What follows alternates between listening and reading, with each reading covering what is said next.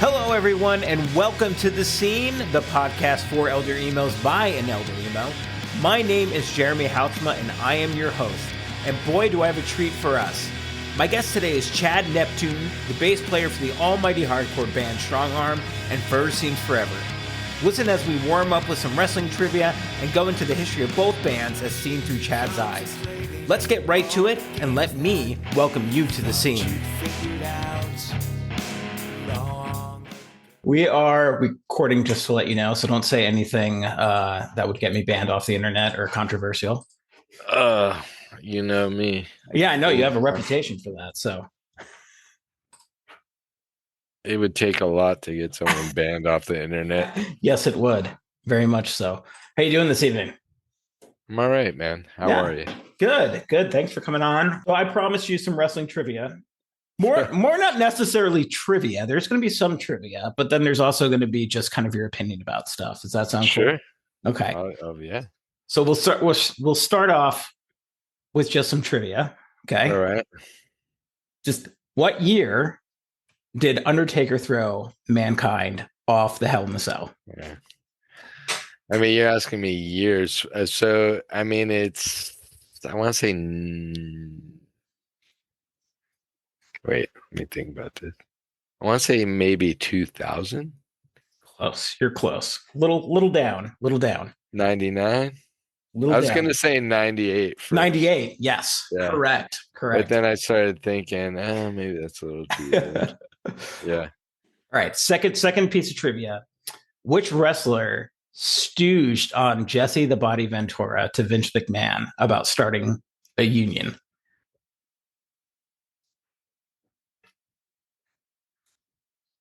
I think it was Hulk Hogan, wasn't it? Correct. Yeah. It was like, that's not going to work for me, brother. Yeah. Yes. Yeah. So are you, I saw that you went to a SmackDown event. Yeah. A little while ago. Yeah, it was last year. Yeah, here in Miami. It was cool. Yeah. I've never been to a live wrestling event before.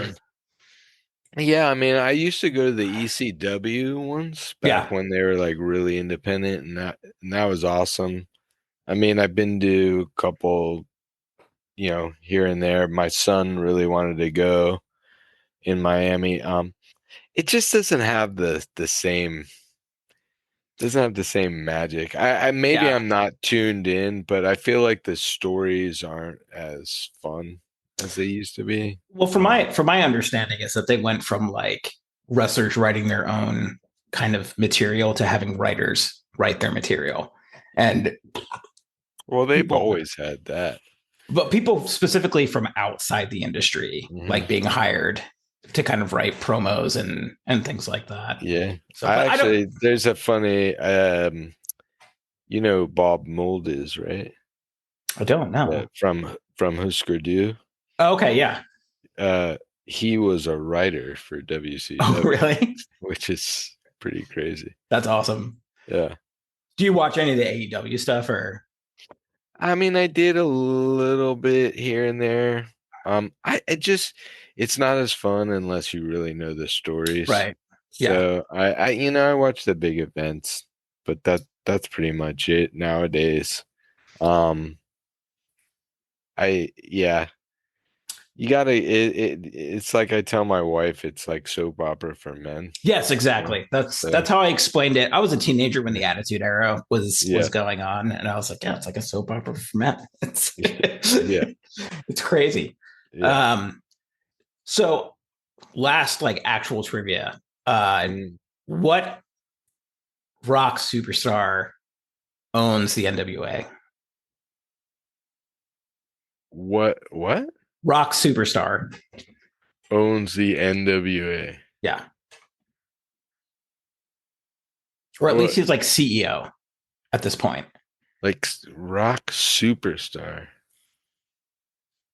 Super famous, alternative, says that like Hum stole their sound.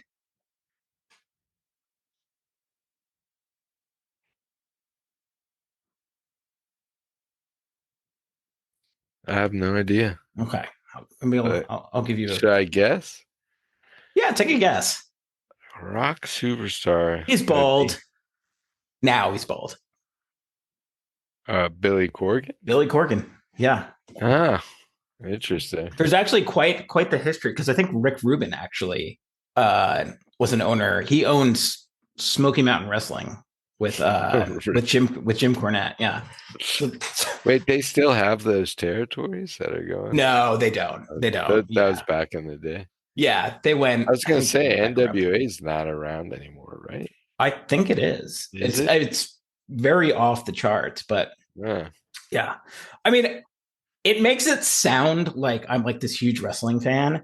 I don't watch any wrestling at all. Yeah. I listen to a podcast. I listen to Jim Cornette's podcast, and That's probably good. yeah, and so I'm like up to date on stuff, and I just like his rants. Yeah. They're soothing to me. I don't I don't know why. So that's the only reason like I know all this stuff. My last question for wrestling is like, who's on your Mount Rushmore? Well, Ric Flair for sure. I think you have to put Hulk Hogan on there. Yeah. Dusty Rhodes, right? And then maybe as one, even though there's only four, but you gotta have Hawk and Animal on there. Road Warriors. I think I'd go. You'd have to put Hogan on there just because of what he did for the business, right? Like I think massively so. blowing it up. I think I'd put Austin. I think I'd put The Rock up there too. And then I think you'd have to put like Flair. There's so many good ones, right? Like, yeah, I think I relate more to the era before that attitude era, you know? Yeah. It's all who you were brought up with, right? Right. Yeah. It's objective. Yeah. It's objective or subjective. I always get that mixed up. It's one of the objectives. So you have two kids, right? Yeah. Sounds like they're older because you were talking about moving. Yeah, my daughter, she's almost 25. She's and moving out this week. And so yeah, it's a little sad here. Not quite empty nesters yet, right? No, my son, he's 16. He'll be 17 in April, and he is in the house. Or I hear he's in the house. He's in his room most of the day. But yes. I work with so I'm a mental health counselor, and I work mostly with teenagers. So that's cool. Very familiar with. How'd you get into that? Short story. When I moved to Bellingham, I was like, I'd done video production. That was my background, and I was going nowhere with it. And I was working like 3 jobs. And I was sitting around a campfire with like my pastor and a bunch of other guys. And we were just having some whiskey and cigars and just kind of hanging. And he was like, "What do you want to do, Jeremy?" And I was like, "I don't know." I was like, I had counselors when I was younger and I found them to be like super helpful. And I've always kind of had this like intuition with people. Yeah. And so I was like, I don't know, maybe do get like my master's in counseling or something like that. And he was like, "Well, there's this school that you should check out that I think would really fit kind of like your style, kind of more progressive theology type stuff. And they didn't require any prerequisites, which was nice. And so I got my master's in 3 years and been doing it for about 12 years now." Oh, wow. That's little awesome. Side jobs, working in the beer industry here and there as well. Yeah. Just to take a break. Nice. From here and there. So, man, I just want this to be like a free-form conversation. It goes where it goes. Sure. I've talked philosophy on here, theology, all sorts of different things. But obviously I want to ask you about Strongarm and First Seems Forever and stuff. And hopefully it's not too boring patent questions for you. I'm assuming you've done a lot of interviews. Yeah, sure, but it's all good, man. I think it's great to. I've only done a couple bass players, which I really enjoy having bass players on. I don't think they get enough credit, and I think you're probably my favorite bass player in the scene. Uh, So really, it's been awesome to get you on. Um, so Appreciate that. Thank you. one of the things, people cite Strongarm and Further as like huge musical influences on them. There's a lot of bands that have cited those bands as being integral in their kind of like formative years. If you're theirs, who are yours? That's a good question. Yeah, I mean, Fugazi is like the band that always is like the first one to pop up. Mm-hmm. One I was, Minor Threat too, but I guess when Fugazi started, I didn't realize what it could be, like what Mm-hmm. music could be. You can still be punk and still have a message and like not just have to be heavy and Yeah. fast and yell and all those things. So that was a big one for me. That's uh, um, Gorilla Biscuits was a big man. My formative Yeah. years. Jawbox, Quicksand, like I just saw love. Quicksand I think about a year ago in Nice. Portland. Yeah.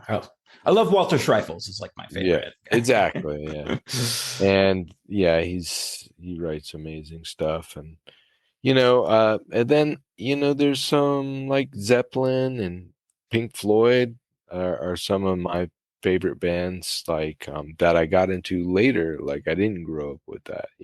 Yeah. Didn't grow up in a house where my parents were like music lovers and Yeah, I was things gonna like that. ask that if there was like music in the house or kind of what. Not really, just casually. Like Yeah. my mom liked Barbara Streisand a lot and like Crystal Gale and like you know, but was very casual about music, like in the car or whatever. I didn't really find it until, I was like in I was in elementary school. I loved hip hop. Like Yeah. a lot of like early hip hop was very formative for me. Public Enemy was a big one.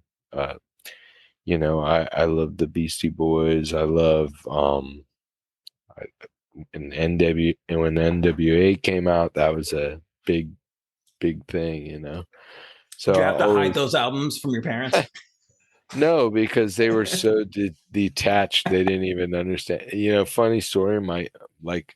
I went to the record store to buy Beastie Boys License to Ill with Mm-hmm. my grandpa. Nice. And I asked the guy, I'm like, what? I'm like, what else is kind of sounds like this? The guy at the record store. And he was like, oh, yeah, here. And he sold me Two Live Crew. Nice. And Awesome. so I was listening to that with my grandpa in the car, and I was like, oh my gosh. Like, it was crazy. But yeah, so that's Miami, right? So Yeah, I just a funny story is like I had an older brother and I grew up in a Christian household and he got naughty by nature. Um, and I think it was just a single of Hip Hop Hooray. And I was like, we put it in the car. My mom was like very, very like uh I don't know, uptight about music and musical lyrics yeah, and had to be Christian and whatnot. And so sure. we're sitting in the car and I'm probably like 9 maybe. And for some reason, my brother is like, let's put this on. And my mom was like completely clueless to the lyrics, but all I remember is going, I just like I said out loud, I was like, I did your partner because she's hot as a baker. What does that mean? And my brother just like kicked the back of my chair. And I was like, what? Like, I don't know what's going on. Yeah, that's funny. There was a lot of like hiding of hip hop stuff in our house. Yeah. Well, Did you I mean grow? Yeah. that was a common theme for Christians. Like Yeah. I grew up in a Jewish household. Okay. So I'm a Messianic Jew. But yeah, so I didn't have that. Like my parents were like very liberal. They just didn't really think too much about it. Like I Yeah. listen to whatever. And but later, I mean, that was one of the things why people gravitated towards Tooth and Nail, because they were actually Exactly. putting out bands that I think they were in touch with the youth, right? What Yeah. kids wanted to hear, and their parents would let them listen to, Right. Exactly. even though they were still skeptical. Yeah, you're like, There's still a lot see, of they fear. said the word God in Yeah. it. These guys are yelling. What are they doing? Yeah, it's crazy. What got you into hardcore? Um, Go from hip well, hop to hardcore. Like, sure. So, I mean, so this is the way that I explain it, like, or what I think is I really gravitated towards counterculture, mhm, and that's what I loved about hip hop. Like, especially bands like Public Enemy, right? They were fight the power. right, They had something to say. It was new. It was dangerous. It was, uh, mainstream society looked down on it, and right. it was very against the grain. And that, I think that's why I got into hip hop Mhm, initially, and um, punk, same thing. Like, it was, fight the power, you know, screw the man, and express your beliefs, express who you are at all costs, and had something to say. And I think the difference was with punk and hardcore is it was accessible. Like, when I was growing up, I didn't know anybody that played an instrument, and it yeah, just seemed so far fetched. Like, you had to like take music lessons for years in right. order to like be in a band or something. But I realized that you didn't have to. You could just play whatever and form your own music, like the Yeah, way that you think, not what everyone else wants you to be. So you don't have to be a great musician in order to play music. So yeah, that was a big thing too, because it seemed like accessible. yeah. And it's I've heard you say twice now that like having something to say, right, was a Mhm. big thing for you Yeah, in the message. And do you think that that's part of why a lot of Christians, or even like that whole Christian hardcore scene, kind of formed? Because in some ways it was sure. countercultural, right? Yes. Yeah. So, I mean, in my experience, like with, just in my camaraderie with the other Christian hardcore bands, spirit-filled bands, they kind of we all had kind of similar stories. We liked hardcore and like what it was, and we had something to say. Just because we were Christian didn't mean we didn't have something to say, right? Right. Like, we wanted to preach the love of God and Christ, like at the actual love of it and not the religion of it, right? Right. So like our whole thing was kind of, we wanted to, like, in the punk scene, they were so um atheist and just unwilling to listen to that side of it. So it was Right. almost like a subculture in a Yeah. subculture. And um so it's just like, I don't know. We just felt like this is where we needed to be to kind of break down the stereotypes of what Christ is, Hmm. with Strongarm.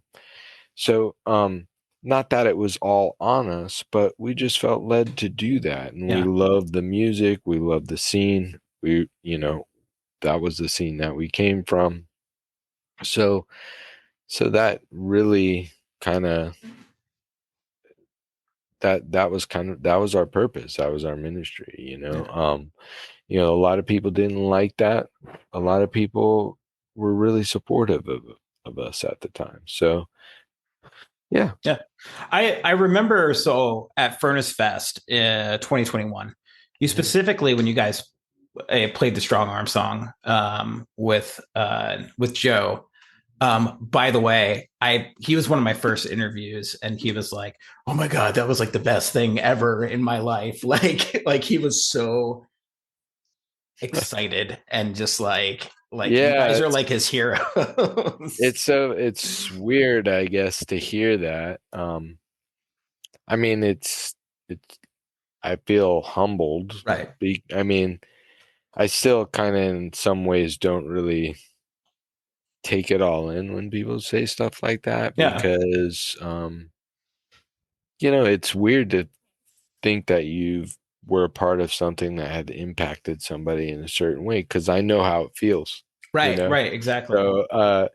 So but yeah, like that generation really um yeah, really I hear it more now than we ever did when we were playing, Yeah. that it meant something to people. So, I mean, that's always been important to us, and Yeah. I was gonna that's the say. reason, yeah, and that's the reason we did it. We didn't get, you know, we didn't get paid. Right. It wasn't like we did it for that, So it's good to know that something that you put that amount of effort in, like actually yielded some results. Well, you said, made it a point, to say up on stage that like strong arm was first and foremost a ministry. Yeah. And, and that, why was it important for you to say that? I don't know. I didn't really think about it. I mean, I'm just remembering from what you're saying. Um very few times I'll think about something specifically I want to talk about. I Mm-hmm. usually just talk about random stuff and it just comes off as banter. Yeah. But I don't know. I mean, because that was the first time I had played a strong arm song, and I guess it brought back a lot of feelings on like Yeah. why we did that, and I didn't want that to be lost, right? Right. So that's why it was important, and it was important for me to say that this is what I believe, and I'm not ashamed of that. And no matter what happens, that's what that band was about, you Yeah. know? That was probably the worst kept secret at Furnace Fest. Yeah. Because it spread like wildfire. Yeah. I mean, ultimately, I wish we played it better. I don't think we played that well, but it was fun. I don't think anybody would have. You're your own worst critic, right? Yeah, Yeah. there is video proof. I was talking to Josh Brigham, um, the host fall guitarist, and I think I asked him like at Furnace Fest, what was it like, playing and you could like see the crowd like singing back to you and like what's that feeling like? He's like, I don't know. He was like, all I could like think about was whether or not I sounded good the Yeah. entire time. And he was like, Yeah. whether or not I could hear the drums or anything like that. And Yeah. I was like, oh, that's right. That's being a musician, right? I mean, it, sometimes it's like that, but Mm-hmm. then you have sometimes I feel very comfortable, like once we start playing, um, and sometimes I'm very hyper aware of like what's going on in my hands. You Yeah. know what I Yeah. mean? But um, I will say I'm a little less critical on the like, oh, I missed this note or this was wrong or whatever. I think I'm less critical now that I'm not doing music as like a career, Yeah. and Yeah. like I'm doing this as fun, and what's fun to me is like connecting with the crowd, Yeah. right? So Yeah. yeah. Um, I'm sorry, really quick. I'm gonna put down I'm in my office and Yeah. lighting is starting to like come in. Why bass? Why'd you pick up bass? Well, because I thought it'd be easy. For the girls, right? Oh, yeah. No, because I thought it'd be easy. to play. Yeah. Guitar just seems so complicated. You had to learn chords and stuff like that. So As a guitarist, honestly, I find bass like pretty difficult to be a good bass player. well, so I think so. The way I kind of think about it is like bass is kind of like pizza. Okay. Like Say even when more. it's bad, it's good, right? But when you got really good pizza, it's Yeah. like exceptional, right? Yeah. So I kind of feel like it's like that. I've never used that analogy before. I'm not sure why This is I the thought of first. that, but yeah. Yeah. So but I mean I kind of love the idea of like how rhythmic it is in the Mhm. low end and like how um it's kind of like an unsung hero. And I Yeah, think for I've kind sure. of like even when I was growing like I was kind of the even in the sports that I played, I was like kind of the position of the unsung hero, like the goalie in hockey, like a Yeah, hockey goalie, and like just like I just love that role where you're kind of like maybe part of the foundation, you know. yeah. So yeah, so Somebody once described it as like being the like backbone of music, where it kind yeah, of supports everything that's kind of y- going on. It keeps it steady. yeah. It's like it's funny because a lot of people can't even pick out the bass line like in music, but if it's not there, they know something's missing, right? For sure. Yeah. Yeah, Yeah. One of my gosh, speaking of like being able to pick out the bass part, one of my favorite bass lines on How to Start a Fire is that was How to Start a Fire. hmm And it sounds like you're sliding down the bass, like but it sounds like a cannon. It sounds like a laser yeah, cannon because you're like do do do yeah. like it It hurts my fingers it every does it. time. It's Yeah, amazing though. It sounds thanks. incredible. Like and yeah, I don't know why it gets me every single time like I listen to it. Ah, cool. Um I'm glad you noticed that because I like that part too. yeah. It's just a chord. It's just a bass chord, and then I slide it down Yeah. basically. Do you use any overdrive on it or Yeah, yeah, I okay. do. Yeah, Yeah. Um, so it kind of getting back to strong arm, how did you guys hook up with Tooth and Nail? yeah. So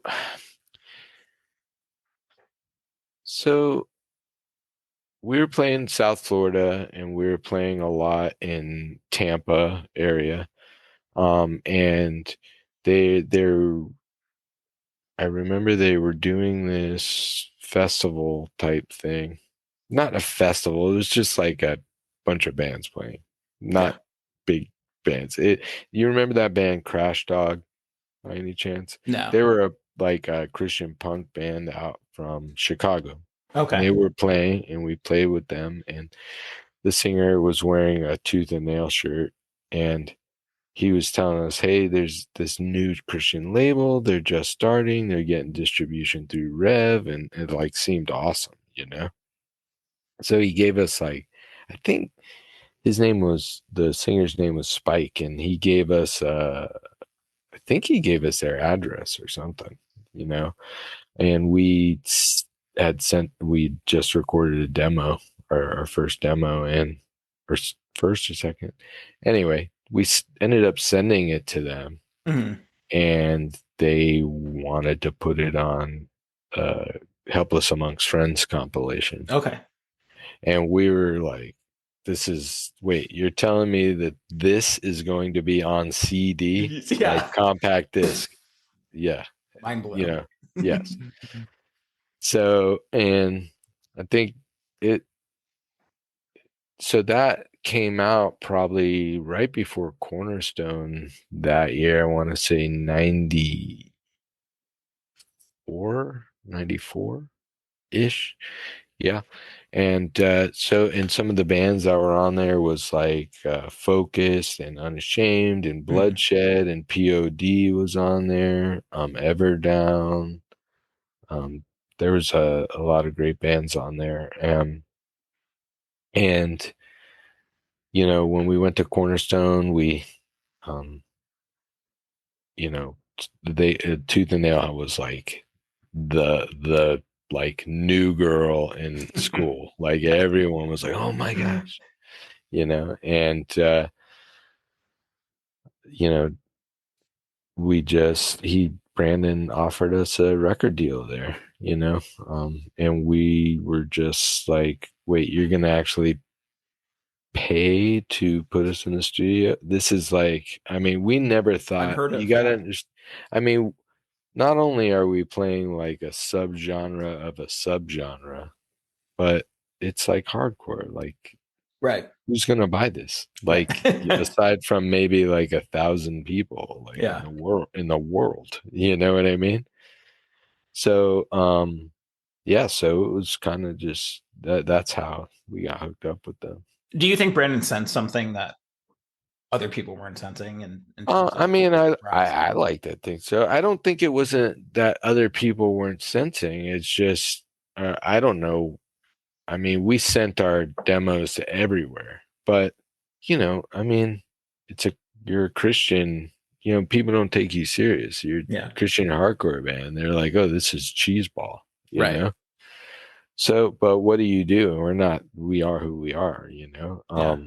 So so I think there was some of that, but uh, like you were saying earlier, like there were so many kids, and it was evident at Cornerstone, that were not allowed to listen to secular music and were just blown away by Tooth and Nail and just Mhm. so much support for that label Yeah. because of that, you know, and the bands and, you know, MXPX and all the bands, you know. Yeah. Um, so I think that it was like kind of the right chemistry at the right time with the right people in Yeah. the right bands, that and it was a pretty, I think it was pretty special, honestly. It's pretty special time, you know. Yeah. I think a lot of people remember it that way. And I Yeah, think even more so now. Like, yeah. yeah. And I that, mean, a lot of people, they like, you know, people get down on Tooth and Nail and the business of it all, but in the grand scheme of things, I thought they were they gave us a lot of opportunity that no one else would have. yeah. And so I'm appreciative of that. Yeah. How did you guys know when Strong Arm was ready to come to an end? I think we just knew. I mean, so we had never, you know, even though that we had like put out records and stuff like that, we just knew like hardcore, there was a shelf life for it. I mean, Mhm.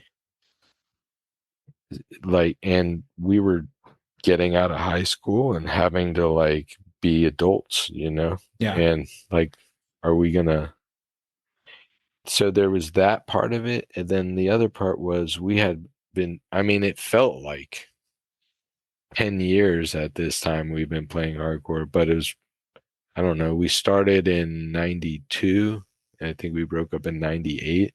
So Quite a long time. Yeah. yeah, I Six, mean, six it years. did. Yeah, when you're a kid, 6 years is a long time, but Yeah. Yeah, it is. you know, you also feel like you're kind of in a box, like music wise, and Yeah. I think our tastes were like, we were becoming more appreciative of the musicianship and like what else is out there. You know Right. what I mean? Yeah. And we broke up. It wasn't like there was no like, it wasn't like a blowout or anything. We were just like, oh, this is awesome. This is a great way to go out. Yeah. But I think it's run its course, you know? Yeah. Did you specifically know like that you guys wanted to make a transition into I don't even know what you would call like more Yeah, less harder we were called stuff? it, we called it post hardcore. Core. Yeah, yeah, yeah, yeah. There you go. Yeah. So I think, yeah, I think so actually Josh and I, our guitar player, Josh Colbert, he and I had been talking about doing something like that. Nick had, the other guitar player, Mhm. he had just, been like he's been listening to like all kinds of other music and turning us on to all this other music for a while. And Steve at the time was playing drums for Shialud, and Matt Fox from Shialud, who's a good friend of ours, like we were actually gonna do the band with me, Josh, and Matt Fox. And Okay. Matt Fox, and like he actually wrote some stuff on our first song that we wrote. Was that Vengeance Factor or? No, it was Just Until Sundown. Oh, okay. Was The actually first the one, huh? first, yeah. And yeah, so we started just like writing stuff, and like even just before Strongarm broke up, and then we knew that I mean, still wanted to play music Right. at so but we were just like, oh, let's do something different and get on with our lives, and we'll do this for fun and just play shows, and like we've always done, Yeah. pretty much. We only toured like in this Strongarm toured in the summer and in the winter when we didn't have school, Right. and Yeah. Spring break, yeah, stuff like that. and weekends, we did weekends all the time. But yeah, so then Steve wanted to do it, and Steve, he's like has the most eclectic taste, probably than most people I know. So, and he just has a really great way of listening to music. So, and then Matt was so far into Shialud, he couldn't really commit. And so Nick, the strong arm guitar, the other strong arm guitarist, was interested. So he was, we were just messing around writing stuff, and Steve was still doing Shialud at the time. So we were just doing it very casual. But then, we were like, I don't know, we need to find a singer. Yeah. I mean, but we know, and Chris Carbonell was getting married, but we didn't want someone that was just yelling, we Right. wanted like melody, like, So, yeah, we started to look for singers, and, I know we wanted to have somebody that sounded like John Bunch, like in that vein at the Hmm. beginning, which is ironic. And then, but yeah, so there was another band called the Vacant Andes Yeah. from down here, and so and they had two singers. They had John Owens and Chris Graba, Yeah. and Chris.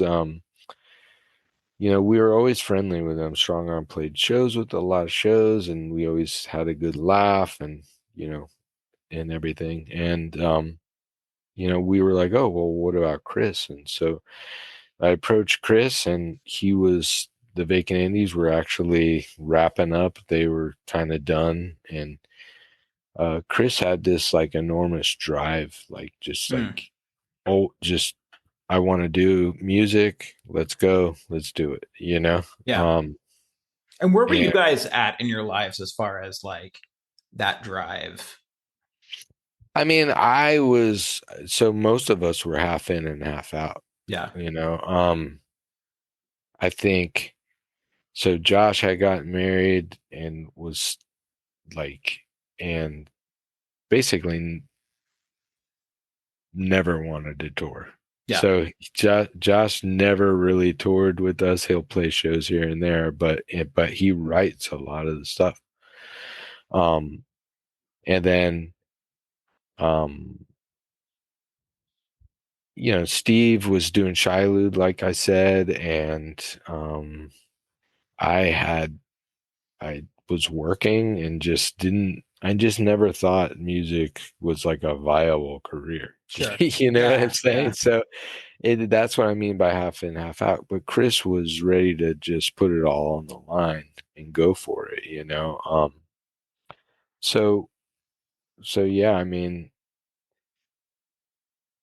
from his perspective, Strongarm had a record deal and did all of these cool things. And for him, he was joining a band with people who were basically serious and like Yeah. trying to make it get their music, yeah. not make it, but get their music out there and like not waste time and just like party and drink. You know what I'm saying? Yeah, Like, yeah, so I'm not saying that that's what the Bacon Andes did, but he saw it as like not only did he like the music that we wrote and we like what he did, but you know that this was something that could have legs, you know, and I think right. we kind of always left that door open. But yeah, I mean, What year was this? I want to say 98. Yeah, Okay, yeah. around the time that the Undertaker threw mankind through the cage. That was the catalyst for Frozen That was Chocolate. it. Yeah. um, yeah. So I mean, Chris joins the band. Do you guys have songs that are already like a lot of songs already written Uh, musically? we had a couple.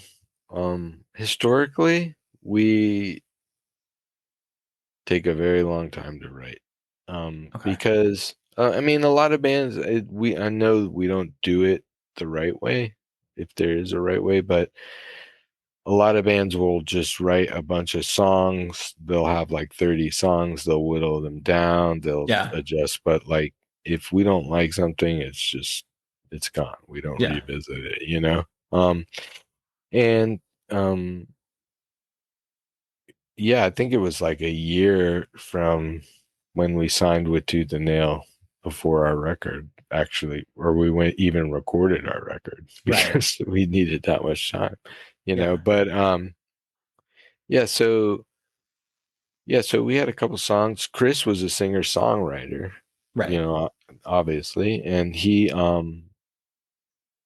so he had some stuff that he had written, and we, you know, basically had to figure out how to all like the rest of us had like knew each other, like Right. Yeah. You guys were. how we play with each other, and Yeah. so it was a new ingredient, you know.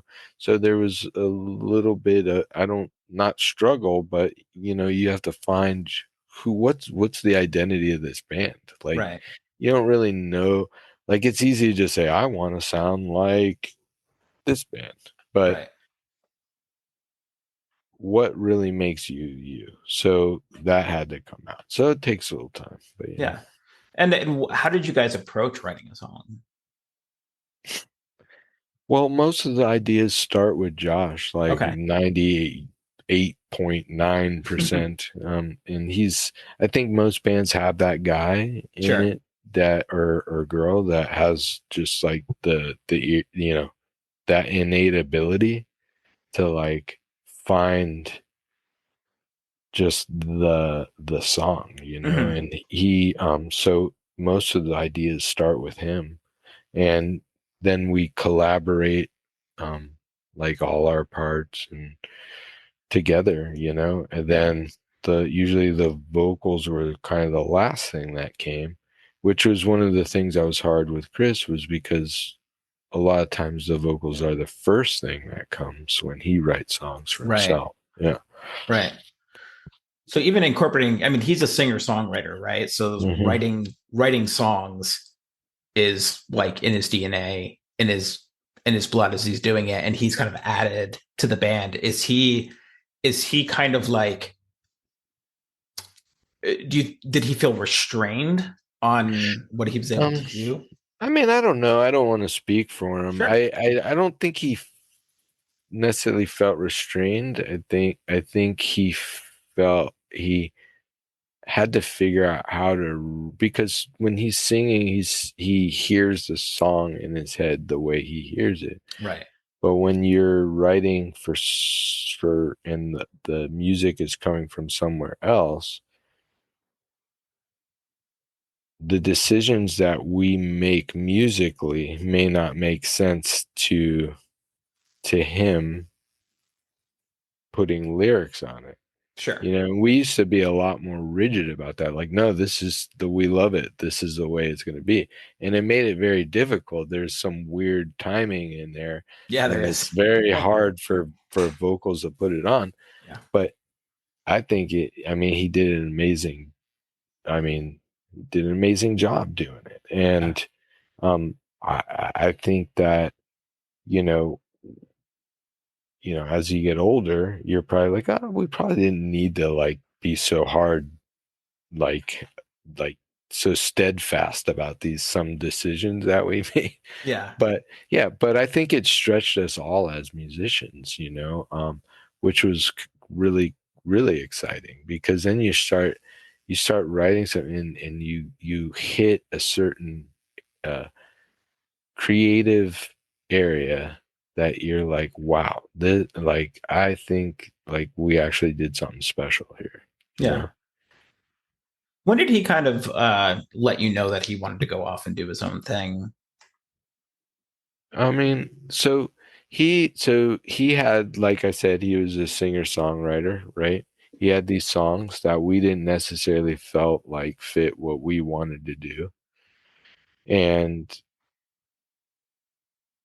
encourage, like, hey, he would like had needed an outlet for it. So he had a friend of ours that actually had managed us at one time.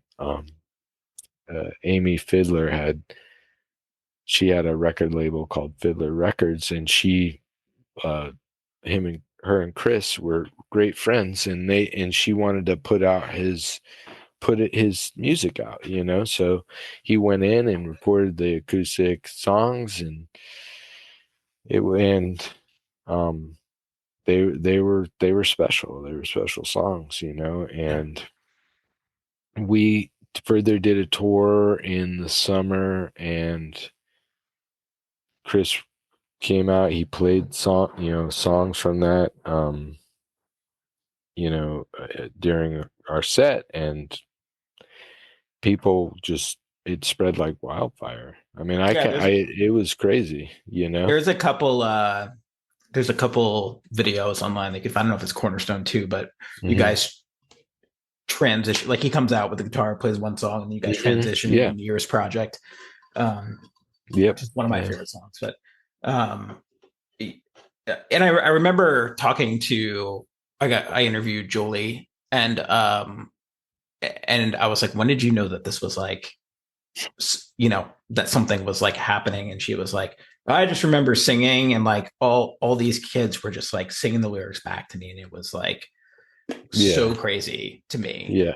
Um, and for you guys, it sounds like it was kind of like, God bless, like have your outlet. Was that kind of how it was for you guys? Yeah, I mean, so I don't want to make it seem like they're, just being honest, like it did at the time. I did take it a little bit personal, Sure. because it's like you feel like, hey, you're being cheated on by your girlfriend. But at Yeah. the same time, we didn't want to play the music that he like. Could Screaming Infidelities have been a further song? Probably, yeah, it Possibly. could have, Yeah. but you know what I'm saying? But it is what it is, and things happen Yeah. for a reason. And at the time, yeah, but the real underlying issue was having my foot both in and out, because Chris, this was what he was supposed to do, and I'd never had that feeling. Like, I'm not a risk taker, I don't do risky things, and like going on tour and saying I'm going to devote my life to music and just give everything I got. Like, I mean, come on, that's like a fool's errand in most Right. people's Yeah. eyes. 100. Yeah. So that was really it. I mean, he just basically did, couldn't wait for us all to get on the same level, and it was fun. And I love that he did it, you know, Yeah. um, and it's amazing, I mean, it was crazy. I think a lot of um, Dashboard, at least me, and I would assume other people, like brought me to Further, Hmm. because there was a lot of. But I was introduced to Dashboard in like 2002, and my Hmm. friend was in the car and was like, "This was Chris's other band," Hmm. and put on Further. And I didn't know it at the time, but until I went to college, where I just fell in love with The Moon Is Down. Like it was, um, God, that record is so good. Uh, but that's the way I came to it, Hmm. and opened up. I don't know if I would have found you guys if it wasn't for that, Yeah. And do you feel A like, lot of people, yeah, it's interesting because, Further had some steam because of Strongarm and because of um, just the landscape of music was sort of changing in that direction at that mhm, time anyway.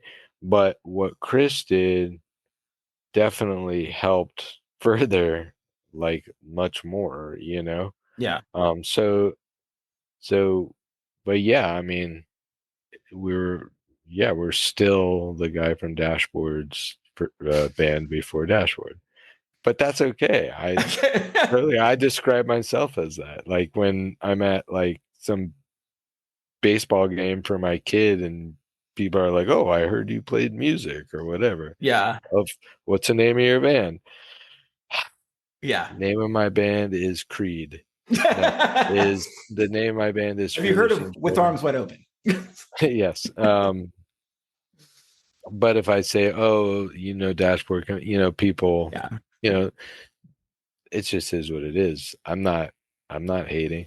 sure, I sure. love It's it. just that's sad to me because like I love Further so much. No, but I mean, dude, so Fugazi is Minor Threat, like that doesn't take away from Minor Threat that Right, Fugazi, like there are, it's incestuous, and I right. think like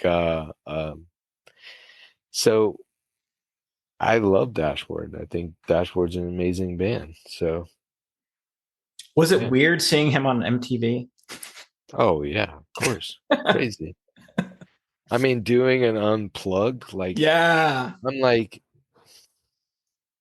that was a real, like I think, interesting moment in emo slash indie, whatever you want to call it, where it was of like course. it went like mainstream in a sense, and then there were, you kind of have a little bit of the backlash of like the people in the corner, like, well, I listened to it first, you know what I mean, like type Oh of well, thing, yeah. mentality.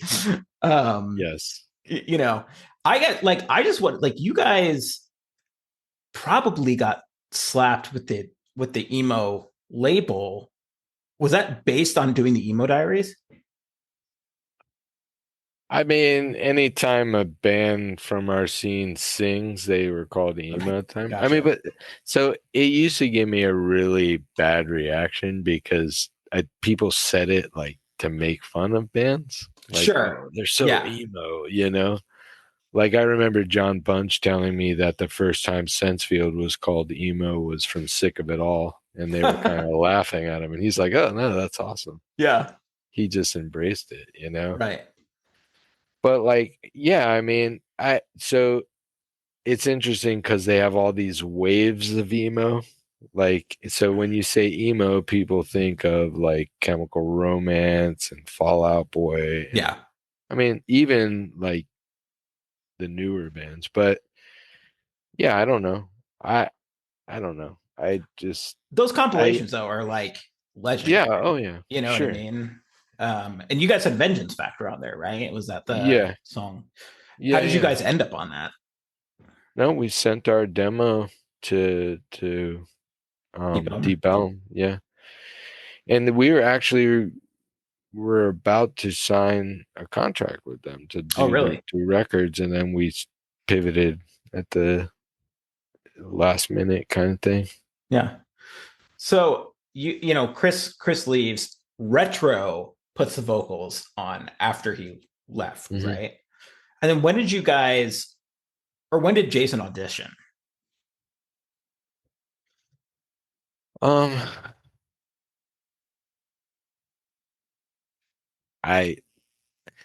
So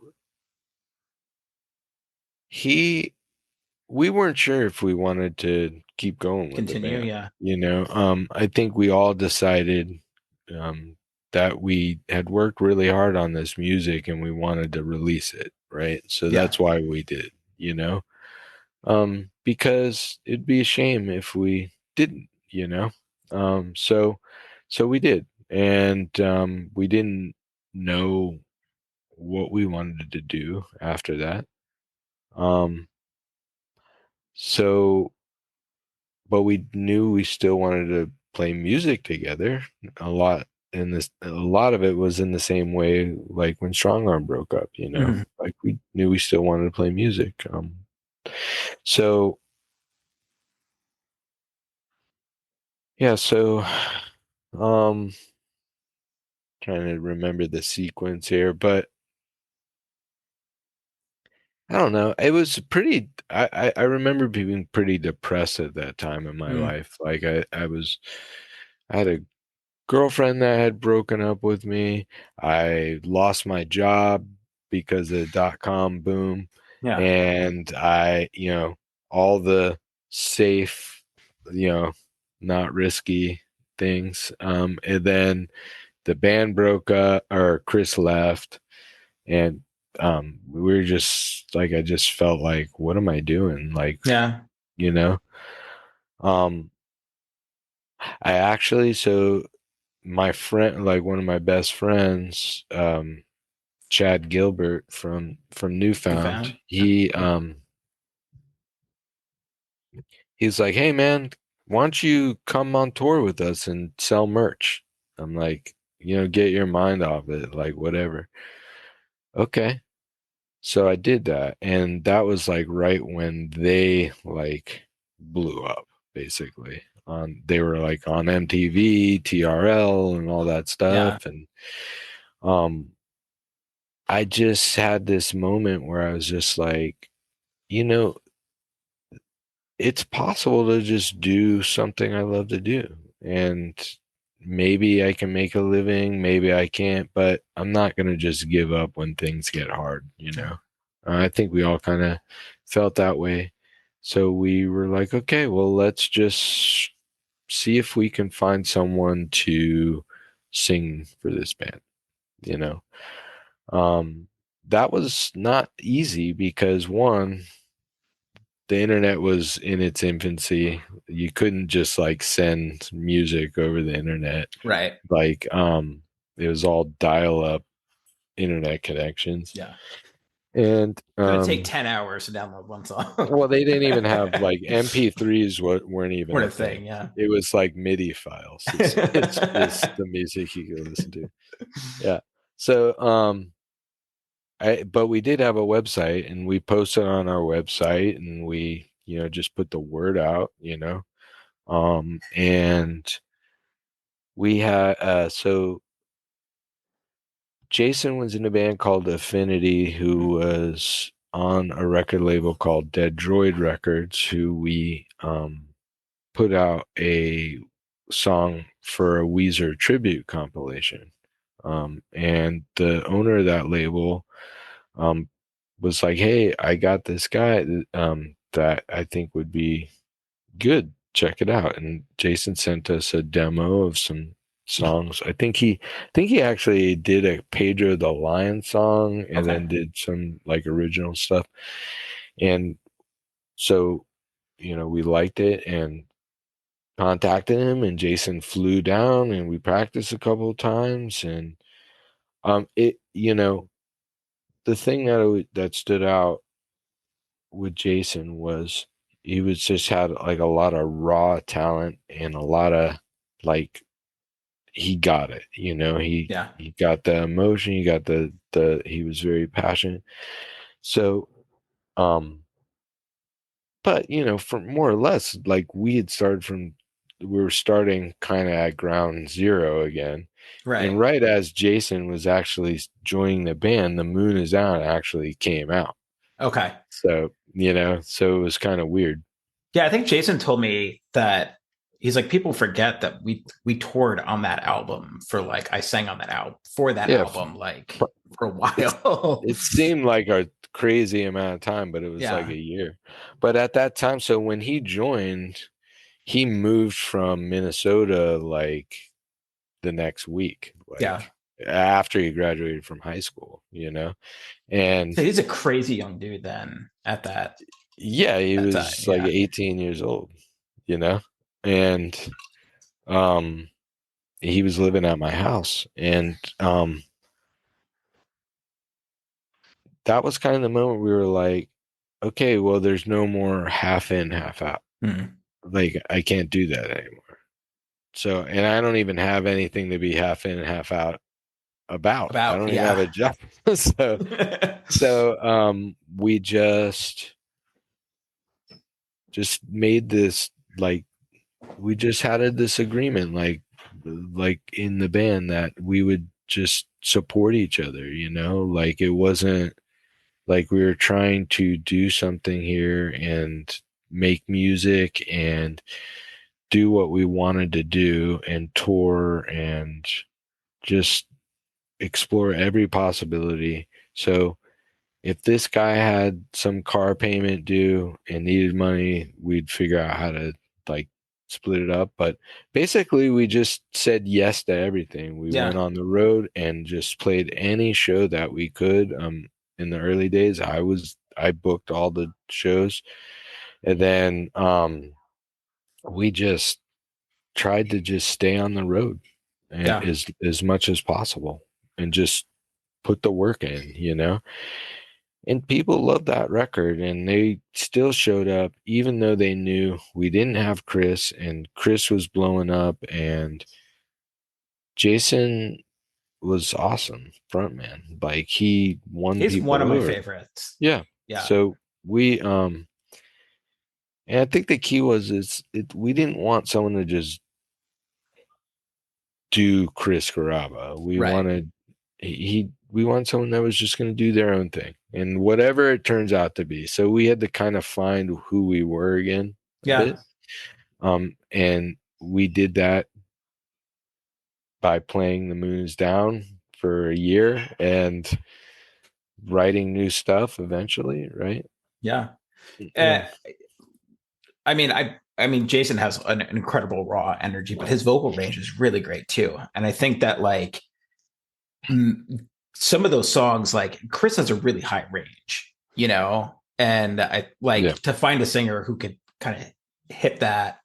I don't know if you guys had a down tune or anything like that, but it seems like it would be hard to find I somebody mean, we always did a half step half down. step down. Yeah. Yeah. For even with Chris and Jason. Yeah. Yeah. Was there, I mean, how old were, if Jason's like 18, right? Mm-hmm. Or 19, how old were you guys? Like, what was the age gap there? I think I was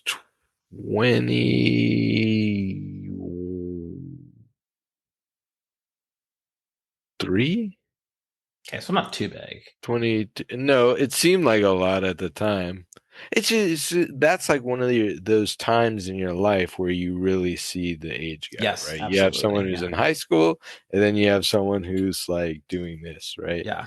Yeah. So, I think, yeah. So, but yeah, it's not crazy. Yeah. Yeah. Um, you guys go, what are some of the first songs that you start writing for How to Start a Fire? Sorry, this is a long time ago. Yeah. Yeah. I honestly don't. I think I want to say The Sound might have been one of the first ones we wrote. I think The Sound. Was Pride How to War Start one a of them? Fire might have been. No, Pride War, I think, came a little later. I think, but Against My Better Judgment, I think. Yeah, I'm just guessing. Yeah. I'm pretty sure How to Start a Fire and The Sound were like some of the first ones. When Yeah. did Derek come into play? Yeah, so Derek joined So, like I said, Josh never toured with Yeah. us, but he was still always a member of the band. So we had gotten Derek to join or to fill in for us for a couple of shows, and Derek was a friend of a friend that prior to meeting Derek, I thought he didn't exist because my friend Mike Hurley would always talk about these two friends, uh, Derek and gosh, what was the other guy's name? Anyway, I can't remember. But so Mike was a great friend of ours who were hung out with all the time, but he like I'd never seen these friends. So we were always like, yeah, you're Yeah, making up sure. these friends, you know. And because Mike was secretly into jazz music and Derek There was a was jazz ways into guitarist, yeah. jazz. Yeah. Even though heavy metal was his first love. But yeah, so we that's how we met Derek was from our friend Mike Hurley. Yeah. Who was the singer of an awesome South Florida hardcore band called Tension. Okay. Yeah. Did Derek contribute a lot to How to Start a Fire, or was I mean, yeah, I mean, in his own way, but it usually always started with Josh. I think Derek wrote uh the big part for like Pride War, okay? and he definitely has his own formulation to what's the music, right? His own Yeah, approach, yeah. And Nick left, so eventually, Derek wasn't in the band; he was just filling in for us. And Nick, the other guitar player, Mhm. Nick Dominguez, who we always called the intangible because he just had this great way of like listening to music and adding his fingerprint on it, you know. Um he had gotten married and was just like, yeah, I can't do the tour life. I need to like focus on basically my family life, yeah, which, is awesome, But yeah, so then Derek basically it was pretty painless for the most part, because Derek had already been playing with us for a while. But I don't want to say painless, but because Nick was a big part of the band, sure, you know. yeah. So you guys go and you tour on How to Start a Fire. I think I remember seeing you guys. Well, I saw you guys in Dallas with Finch, Something Corporate, Newfound Glory, Mhm. which was an amazing show. I wanted you guys to play a lot longer than you did. And then I saw you guys. I'm gonna say in like Kansas, no, maybe Dallas again with Elliot early November, and I think it was the Rise. But I think you guys were headlining that tour. Did you live in Dallas? No, I went to school in Oklahoma. I went to Oral Oh, Roberts University, and we had this group of like scene friends, whatever you want to call them, and we would just go see tours. Like that was what we yeah, did. There that's was cool. nothing else to do at a Christian college. Yeah. It's not like you were like drinking or anything. So I that was what we did. remember I remember Strongarm pulling into Oklahoma to Tulsa Yep, and that's where I went to just school. being like, what is even here? Like it was crazy. Yeah. Like We saw we literally sat, like had nothing to do. We just sat in a buffet like all day. It was the fattest thing we have ever done. Oh, we saw some pretty good. Me and a friend today were actually just talking about. I We saw Juliana Theory there, and they were supposed to play with Coheed at the time, Mhm. and this Coheed had like something happened, and Coheed couldn't make the tour. But we saw a bunch of good bands came through Yeah. through Tulsa. And there Well, was a there was pretty a cool local great, scene. yeah, there's a great Tooth and Nail band, Puller, which was from Oh up yeah, there. Yeah. yeah. So yeah, I remember. I mean, seeing Elliot was like the big thing. We loved. Like Yeah, Elliot's one of my favorite yeah, they bands. were awesome. But I remember I this was kind of. thinking about that tour the other day. Oh yeah, Yeah. because I remember Danny Papa teched on that tour too. Hmm. Because I remember seeing him on the in the side. Yeah, I love Danny Papa. He's one of um, my favorite people. he's done some really amazing things too. Um, I think he's done like some human trafficking Yeah, nonprofit or yeah, something he like like that. And spoke in front of Congress yeah, it's and crazy. like yeah. I mean, he's Um, a Mets fan though, so yeah. I don't know. No, I respect the Mets. Well, because they're so bad. I either grew up going to Mets games or Yankees games, and now one of Yeah. my like really good family friends is the George Costanza of the Yankees. He's the traveling secretary Oh, really? for the Oh, that's Yankees. cool. Yeah, so he comes through every once in a while to Seattle, Yeah. and we get to some good tickets and Oh, that's awesome. That's we cool. get. What's really funny is that sometimes he'll hook us up with a hotel room, and the list of the players when they go there, they all have like secret names that they use, Yeah. and they're all like like Bruce Banner or like like That's so obvious. but yeah, I remember that tour specifically because, and I was talking to Jason about this, like the space that you guys inhabited when you played, like bringing the crowd into it.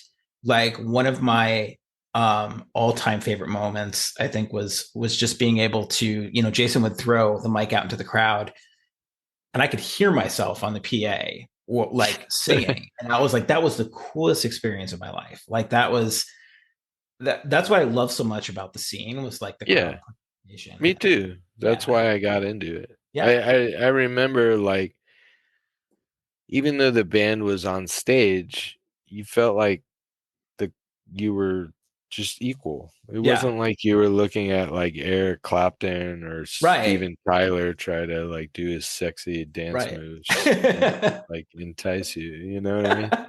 So What? Yeah, I mean, like, and it meant like these songs meant so much to me, and so much, to be able to sing them back and be part of it was like such an yeah, incredible thing, that's cool. Yeah, Yeah, it was yeah, I an love that too. awesome moment. And How to Start a Fire was definitely a different record than The Moon Is Down. I remember Jason telling me that at one point he tried really hard to write and to sound like Chris Carrabba, and then had to kind of like scrap everything and kind of approach it from Yeah, his there was angle. I believe there was like a last second, just like dumpster fire of like everything he did, and we were like, there's a lot of concern before we went into the studio. Sometimes those things have to happen, you know. Yeah, I I mean, mean, we were all nervous, like I mean, it's one thing like you're working on all these songs for The Moon Is Down, and there's no expectation, right? and you're doing exactly what you want when you Yeah, want, and you do it, and then all of a sudden now there is some expectation. Not only is there the expectation for a follow-up, there's the expectation of what's this going to sound like without the right, great Chris Carrabba. right. I don't know. Yeah, So yeah, we're all, we work really hard. We never do anything that we wouldn't want to hear ourselves, right? sure. Yeah, We wouldn't do something just to do it, to sound like something. So it's always scary putting yourself out like that a little bit, right? of course. Yeah. Yeah. And did you feel that pressure of not? I mean, I'm sure Jason felt the pressure of not being Chris and Oh having to yeah. fill Oh that no. role. Yeah. Yeah, I couldn't imagine. It's to this day, it's always when people talk about our band, it's Jason, Jason Chris, versus or John. Chris. Yeah. Yeah. I mean, so they act like they have to choose a side. You're Right. not a Democrat or Republican. You Right. can, like, Right. so each Not each everyone's like that. each one of the singers brought their own thing. You know what I mean? And Yeah. like which made the albums great, Yeah. And you can't Yeah. But side by no side. one's talking about like, they don't talk about like who's a better guitar player, Nick or Derek. Like, Right. you know what I'm Yeah. saying? Like, Yeah. or who's the bass, you know what I'm saying? Like Yeah. it's just you're the face of this thing. And it just happens that Chris just exploded, Right. our dashboard. Right. So yeah.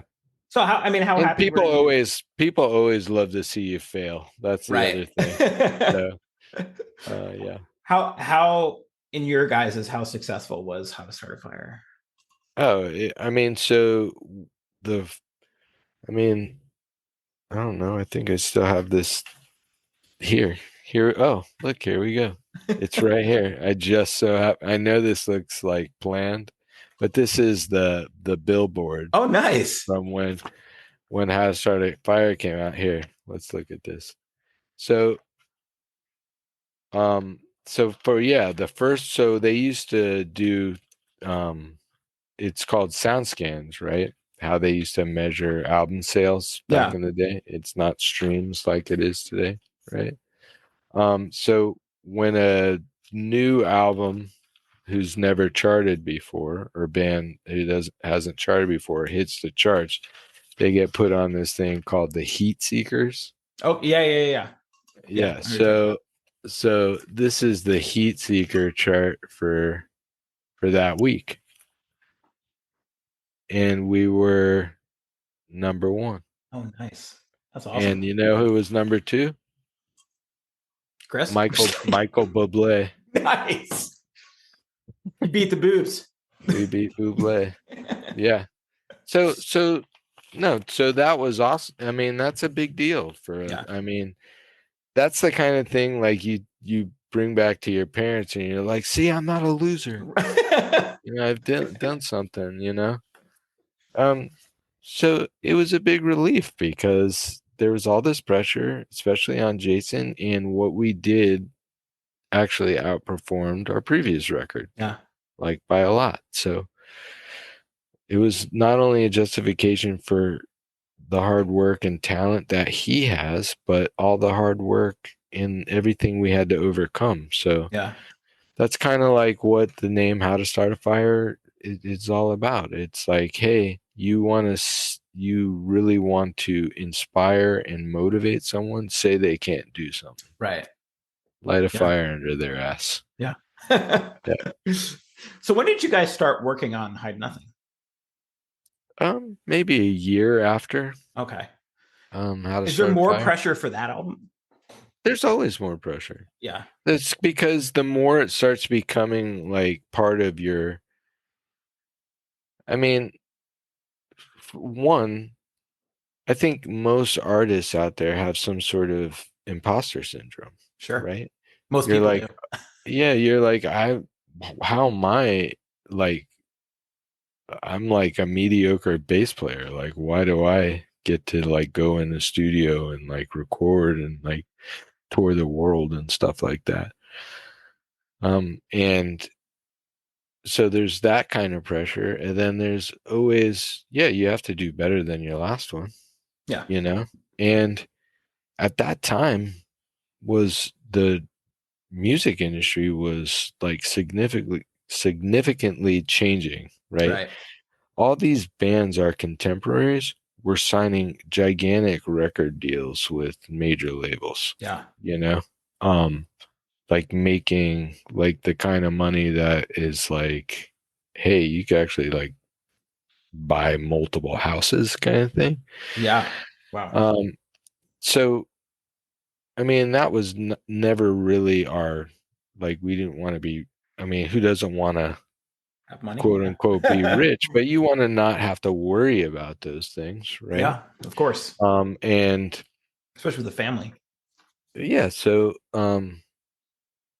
we were getting courted by major labels, but we were just in this not great record deal from tooth and nail, and that we were locked in. So Um,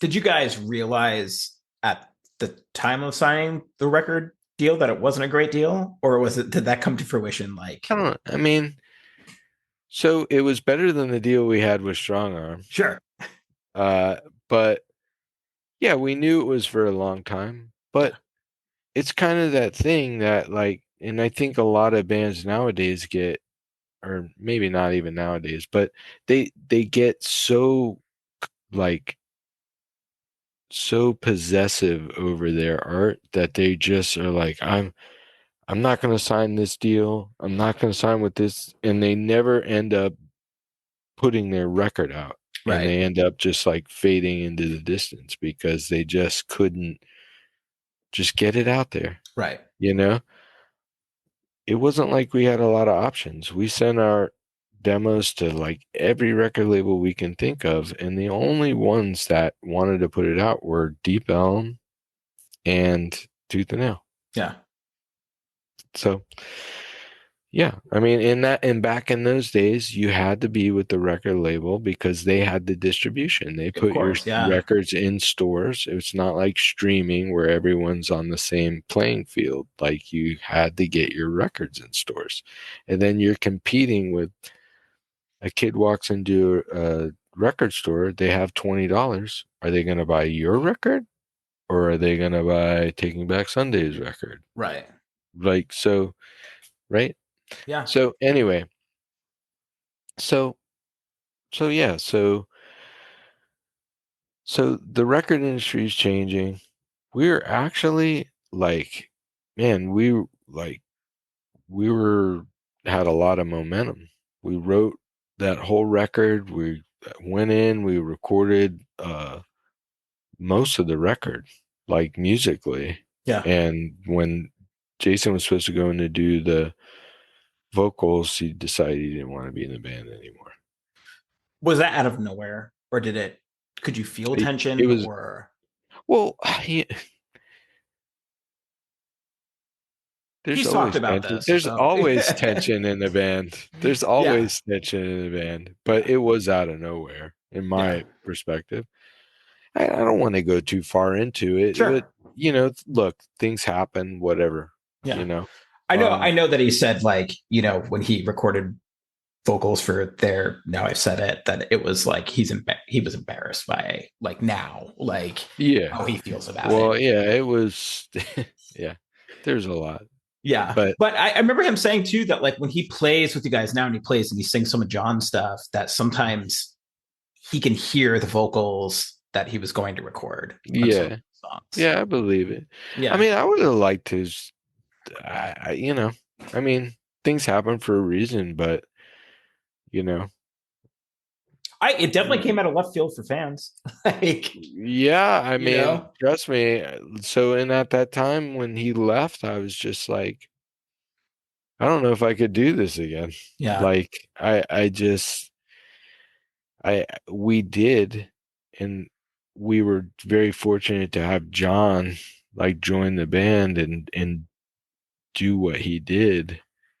It was not the like most optimal of situations to yeah, put him in, but we knew we needed to have somebody who didn't just could do it, just was like a pro, that could just step right in. And um did you guys have yeah, like a relationship with John before that? Like were you guys good friends not or really. I mean, we had played with Sensefield before, but like we had like our tour manager was their tour manager, and like we had like mutual friends and stuff. Him and John and Chris were friends. yeah, And we actually were trying to get Chris to just, hey, sing it and then we'll be done. right. We don't have to like do anything. Tore off of it or anything. But Yeah, it wouldn't work. He was like doing stuff, and he was one of the people that suggested John and kind of talked to John, and um yeah, it was awesome. But people did not receive that record well, yeah, and I don't kind of blame them because, it's like being a Marlins fan, every time we won anything, they like sold the team off, Yeah. So I kind of felt like that, I felt like we were kind of putting our fans through a lot of stuff, Yeah, well, I think it was I think from a fan's perspective, it was kind of like when Jason quit, it was like, God damn it. Like is my favorite one of my favorite bands gonna fold again? Like, you know what I mean? And then like I saw you guys with John. Like I think you were playing with Sparta and Copeland and Yeah. on a tour and stuff like that. And also I liked the record. And then going back now, like I appreciate John's vocals even more now. Like I think over time. that's been the case. Like I think as people have gotten older and when they revisit, they're like, actually, you know what?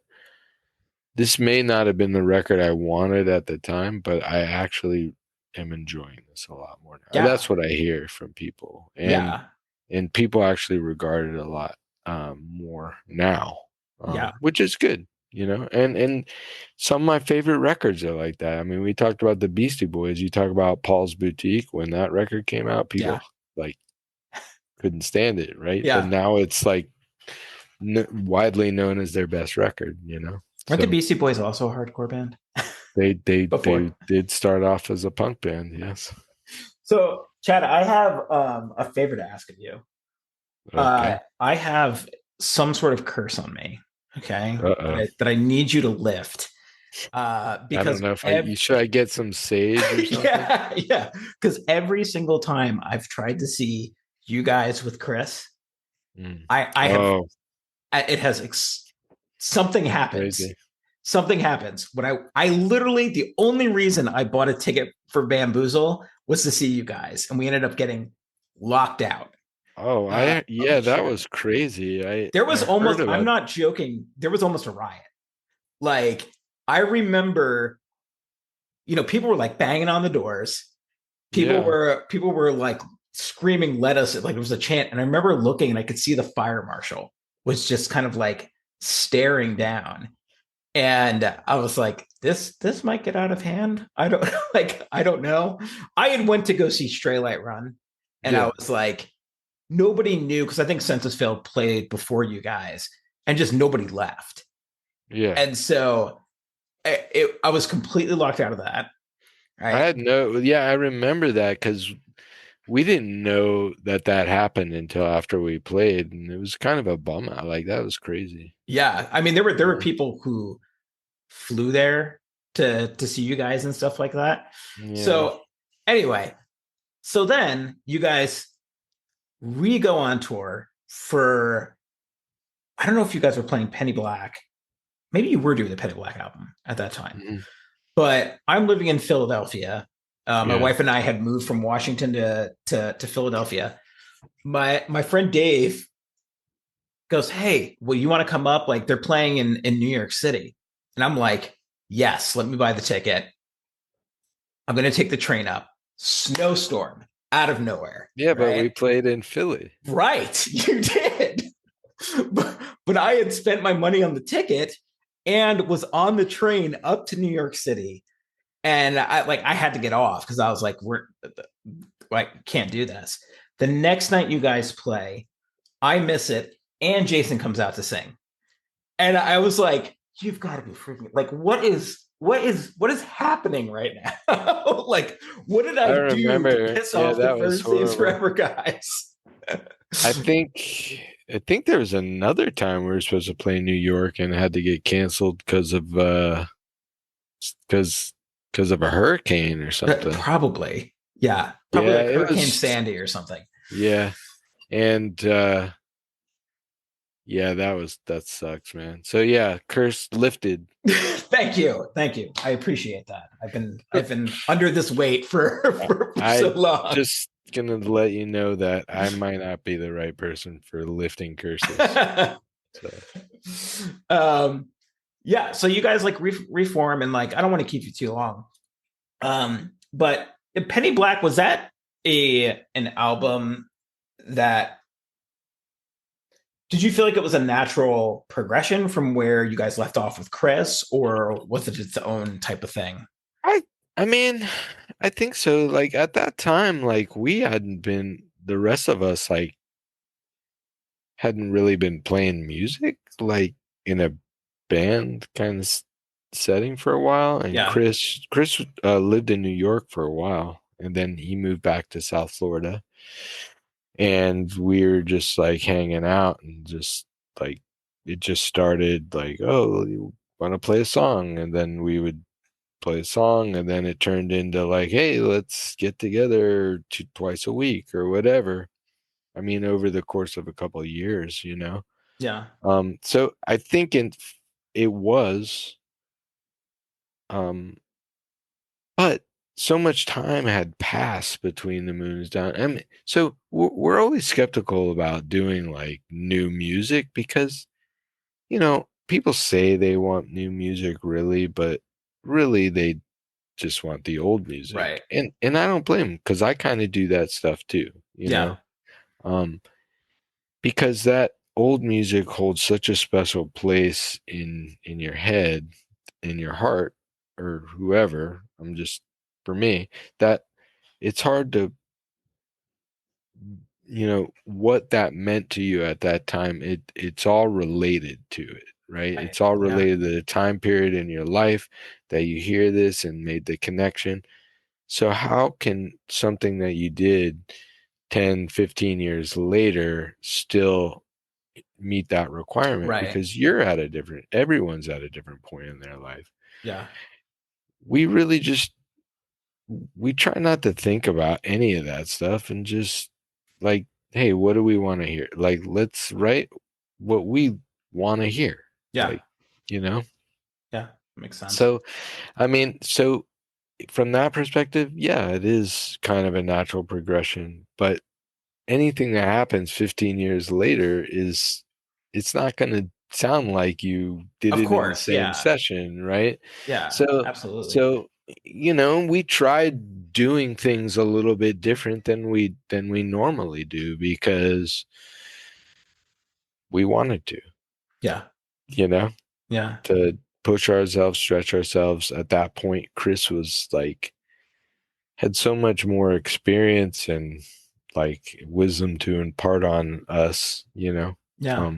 than we ever thought, you know. So I mean, so that it was cool. So um yeah, so it was different, but it was an amazing, it was awesome, you know. It was what we wanted. I mean, this is kind of a personal question, so feel free to answer it or not. But seeing Chris's like meteoric No, rise, no, I'm okay, just joking. Yeah. seeing Chris's meteoric rise in that way, was there any sense of like resentment of like why couldn't that be us, or you Oh, know? of course. Not resent. I'd never resented him. I jealous? Of course. Yeah. Yeah. I mean, dude, I'm working a job going. I remember going on a break at my job and talking to Chris on the phone, him being like, "Oh man, I just shot a video for Spider-Man 2." And you're just like, now I have to go hand in this TPS report, you know? And so of course, Yeah. but that's just being human, you Yeah, know? of course. Yeah. I'm always been super proud to be a part of, you know, his history. Yeah. So, um, and I think he's proud to be a part of ours too. Yeah. It So, seems like and you we guys are great remain, friends. yeah, we all remain good friends, you Yeah. know. And we still do things here and there every once in a while. So, um, yeah, And I talked with Jason about this too, but I really like your perspective, of course, of like how did you guys mend that fence, or just like what kind of redemption was there for you guys to get back together after such a with harsh Jason, leaving? Yeah. I mean, it took a while. I mean,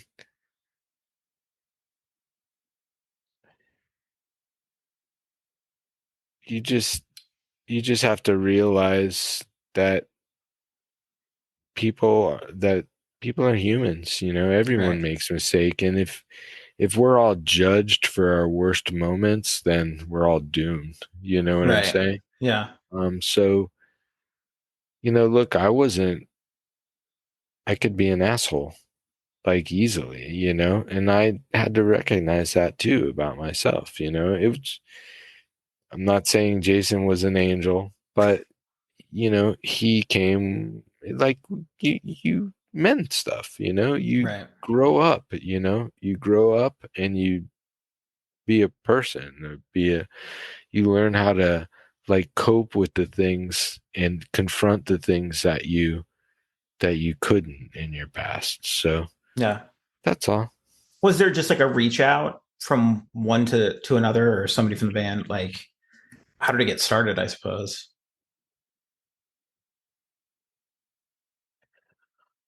I mean, honestly, um,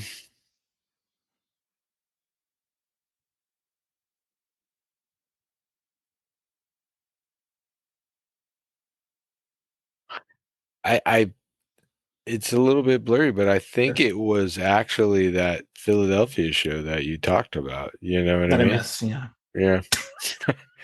It was so awesome. I wish you Oh. were there. I could watch it on video. Yeah. Well, I just think that's a really cool human. I just remember Jason standing on the side of the stage, and I had heard that he might show up, and I I remember we were about to do the sound, and I'm just looking at, and it's like awkward, and the fans are kind of Right. looking at him. So I'm like, just come on, and he comes out like it wasn't something like we had planned. Yeah, But it didn't look like it. I remember one of our guitar techs at the time after he just said the perfect things. He's like, it was appropriate. It was Yeah. appropriate.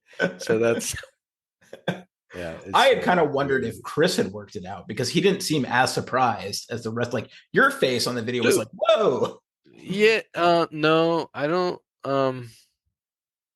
So I know that Chris and Jason would chat every once in a while. Um, but yeah, I don't so much remember. But I do remember. I don't know. I think maybe we talked before that. Man, it's getting really blurry. Yeah, I mean, Jason kind of said the same thing too. He's like, I Yeah, don't really remember entirely about it.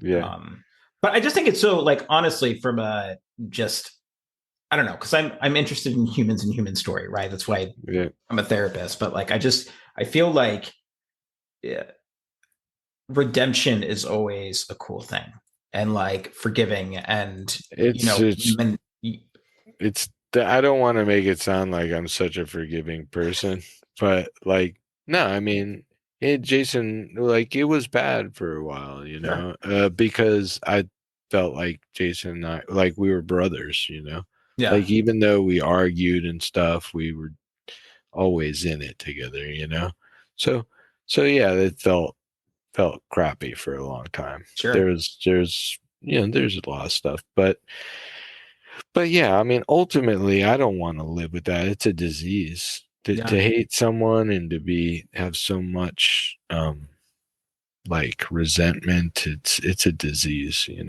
I mean, that's something we deal a lot with in the therapy room, and Yeah, you can see how it affects people.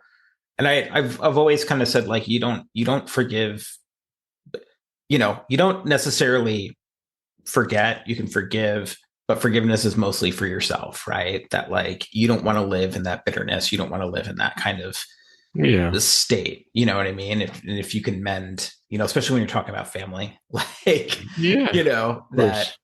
like you said, it is like a disease or something that kind of takes over and eats you from the inside. Yeah, yeah, Um, that's what I just think is so cool because I think they're, to see you guys up on stage. I think for fans, look, we're all still in our 20s in our own minds, yeah. and so that's why we go to things like Furnace Fest and like all those things because that Hmm. community still means so much. And I remember It would being at, just have more anti-inflammatories. yeah, exactly. Like, Yes. gosh, yeah, just even from standing all day.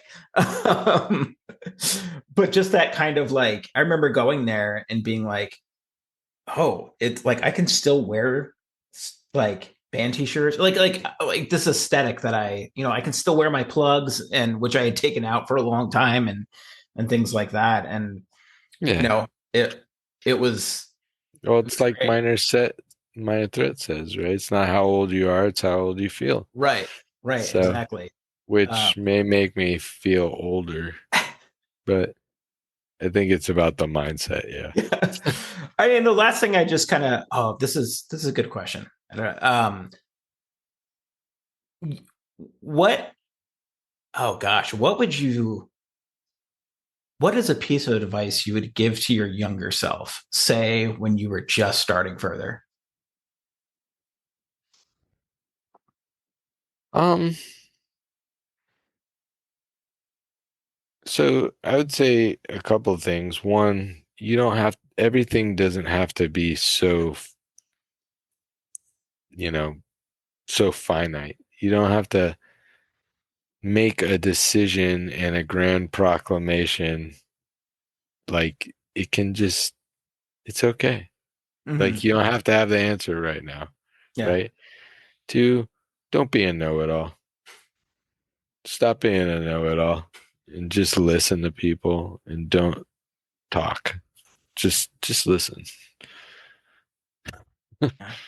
Yeah, I'm still learning that. Trust me. Yeah. Yeah.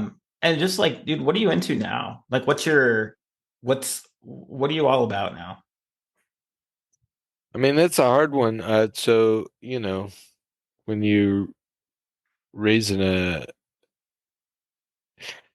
you're raising kids, you're pretty much all about your kids for a Yeah. very long time. And it's getting to the point where I'm actually kind of getting to that point where I could do things for myself now. And Mhm. that's been hard, you know. Yeah.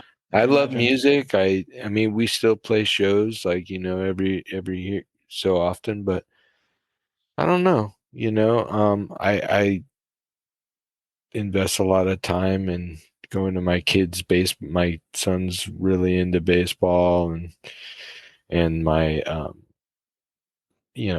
daughter's older, like doing her own thing obviously, but yeah, I'm trying to figure that out. Yeah. I'm actually going to therapy to Oh help try to yeah. figure that out, Yeah. because I don't want to be in a situation where my kids leave the house and I'm like lost my identity, right? Yeah. Yeah. That makes And a I think a lot of lot of sense. people my same age from the same walk of life kind of go through that. I Yeah. think that's why you see a lot of these bands like still playing because they love doing it, Yeah. and it's not necessarily about money or anything like that. It's about, hey, this was what made me happy. Right. So, and I think there's more value on that at this stage in our lives than there is anything else. Yeah. I remember you putting out a statement, I think, when you guys like broke up the first time, that was like, what do you do when all your dreams Yeah. have come true? And then it was like, Gosh. I think you're like, well, my family's like, that's what Yeah. I want to be about, Yep. and Yeah. Yeah. I mean, it's the truth. I mean, yeah. I mean that's it, but as you get, that's awesome and everything. Like that's noble and all those things. But when you get to this point, you start to build this codependent relationship oh, on absolutely, all your yeah, family members. yeah. It's not healthy, I have a six You and a forget how, three-year-old, yeah. and I was it's gonna ask you. yeah, 6 and a 3-year-old, and we're at that. I'm 40, 41, and Hmm.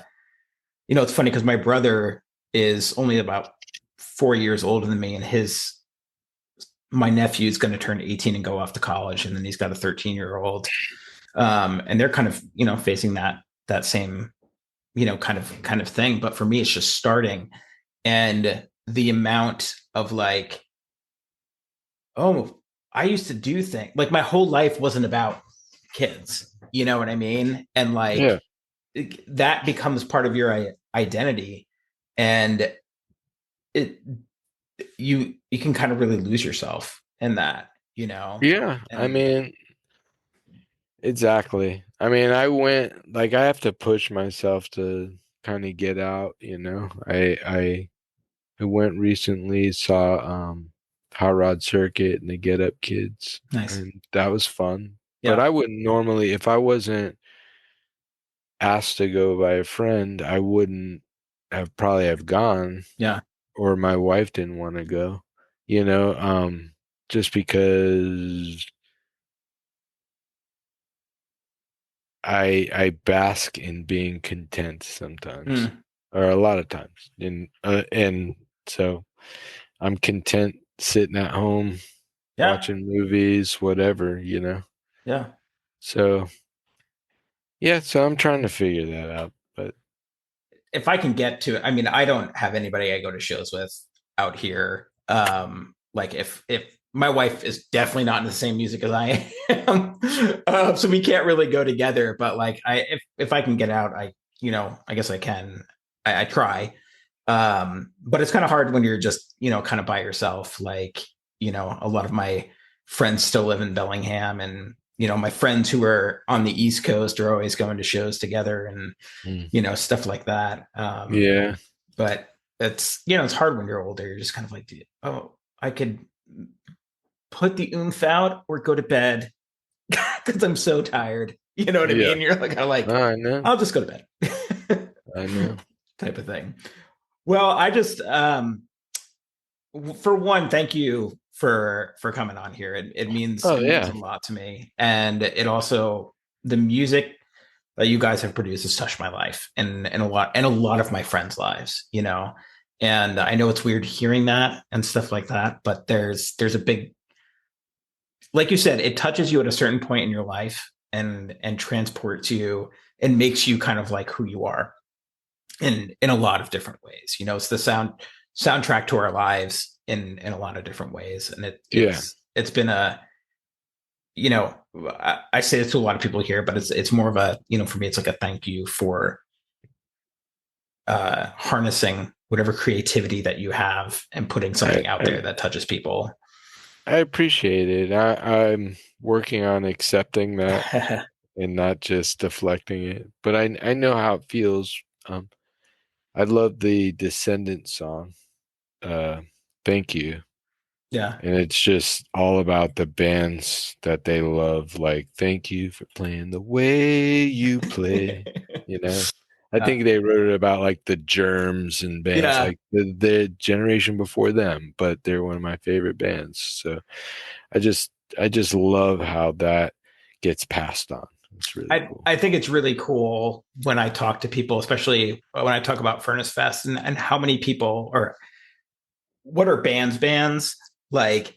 So many bands went to go see Jeremy Enick when he played, and just because it's Jeremy Enick and he's freaking amazing. Oh, at Furnace Fest? Yeah, at Furnace Fest. Well, that was pretty surreal for us Yeah. because he was like warming up in our dressing room before that, and we are just like, this is crazy.